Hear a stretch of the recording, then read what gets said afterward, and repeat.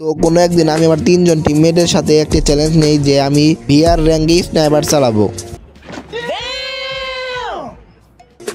এত ভয় পাওয়ার কিছু নেই, তোমরা বিশ্বাস করতে পারবে না যে আমি স্নাইপার কতটা ভালো চালাই। झूठ बोलो, बार बार झूठ बोलो। আরে আরে এত কথা বলার দরকার নাই, এখন আমরা সরাসরি ম্যাচে চলে যাব। লবিতে আসার সাথে সাথে দেখি রিজনের 6 নাম্বার প্লেয়ার সাকিব মল্লিক ভাই আমাদের ম্যাচে পড়ে গেছে। তো গাইস তোমরা বুঝতে পারছো এই ম্যাচে তাহলে একটা বিরাট বড় ফাটাফাটি বাজবে, কারণ আমি এই ম্যাচে স্নাইপারকে একটা নিয়ে এসেছি, তার সাথে আবার সাকিব মল্লিক ভাই আমাদের ম্যাচে পড়ে গেছে। তো গাইস তোমাদের কি মনে হয় সাকিব মল্লিকের ফুল স্কোয়াডটা কি আমরা কি মারতে পারবো নাকি মারতে পারবো না? ফুল ভিডিও দেখার আগে তোমরা এখন এটা কমেন্টে বলে দাও যে আমরা সাকিব মল্লিকের ফুল স্কোয়াডকে মারতে পারবো কি না। যেহেতু আমি এই ম্যাচে স্নাইপার চালাবো এবং সাকিব মল্লিকও স্নাইপার চালায়, তা আমরা সরাসরি ব্লু জোনে ল্যান্ডিং করে ফেলেছি। কিন্তু এই ব্লু জোনে যে স্কোয়াডটা নেমেছিল সেই স্কোয়াডটা সাকিব মল্লিক ভাইদের স্কোয়াডটা ছিল না। এদের সামনে একটা নেমে দিয়ে স্কাইলার মেরে ডাউন করে ফেললাম।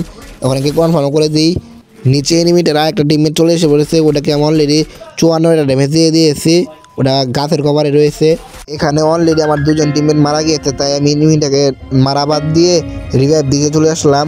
যেহেতু এই ম্যাচে সাকিব মল্লিক পড়েছে তাই সবাই ট্রাই করবে ম্যাচটাকে একটু বেশিক্ষণ টিকিয়ে রাখার জন্য এবং ম্যাচটা বয়ে পারছে। সামনে একটা এনিমি, এ দেখো এটাকে আমি গুলি লাগাতে পারছি না, যে আর কাছে আমার পুলিশ করে এখানে পড়তে আমার কিল এই যে অলরেডি আমার কিল এখানে আমি পেয়ে গেলাম। ভাই রে ভাই, আমার ফুল স্কোরের মাঝখান থেকে আমার এই কিলটা নিতে আমার কী কষ্ট হইলো একমাত্র আমি বুঝছি, কারণ আমার এরা তো টিমমেট না, এরা এক একজন ঢাকা কিল চোর। ব্লু জোন এনিমি না পেয়ে আমরা সরাসরি এখানে কাটা পোস্টাতে চলে এসেছি।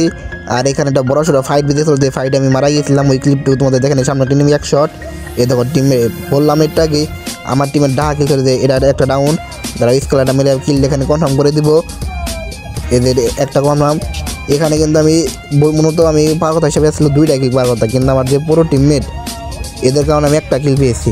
এখানে আমি একজনকে নামিয়ে দিই। ভাই রে ভাই, এমএস আমাদের যে কপাল কি বলবো, আমরা যেখানে যাই তার অপোজিট সাইডে জোন পড়ে। এদের সামনে এটা মেয়েদের ডাউন। তোমাদের আমি বলেছিলাম না যে আমি স্নাইপারের কিং, দেখছো এটা প্রমাণ পেয়ে গেলে। এনিমি বুঝতেই পারলাম না যে কোন সময় মারলাম কোন সময় কনফার্ম দিয়ে দিলাম। তোমরা সবাই খেয়াল করেছো কিনা আমি জানি না, কিন্তু সাকিব মল্লিক ভাই কিন্তু একের পর এক কিল করে চলতেছে। এদের সামনে একটা নিয়ে সাকিব মল্লিক ভাই ডাউন, তাড়াতাড়ি কনফার্ম করে দিই।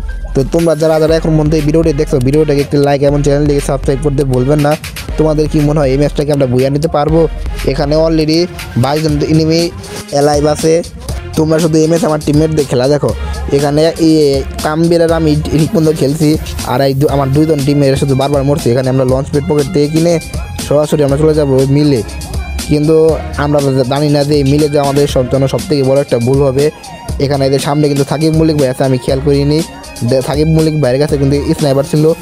তার মধ্যে আমার 2জন টিমের বারবার শুধু পকর করতে চলছে যে রিভাইভ দাও। এই জন্য এই যে দেখো সাকিব মল্লিক ভাই আমার কিন্তু 100 অলরেডি স্নাইপার লাগিয়ে দিয়েছে পিছে।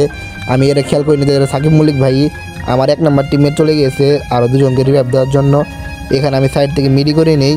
এখানে আমার টিমের আরও 2জনকে রিভাইভ দিয়ে এখানে মারা গেছে, যেখানে আমি একমাত্র স্নাইপার নিয়ে বেঁচেছি। দেখো এটা নিয়ে সাকিব মল্লিক ভাই, ভাই রে ভাই কি বলবো, আমি খেয়ালও করতে পারিনি যে সাকিব মল্লিক ভাই পিস থেকে সে এভাবে দাপ করে আমাকে মেরে দিবে। তো গাইস ভিডিওটা তোমাদের কাছে কেমন লেগেছে তোমরা সবাই কমেন্টে জানাবে।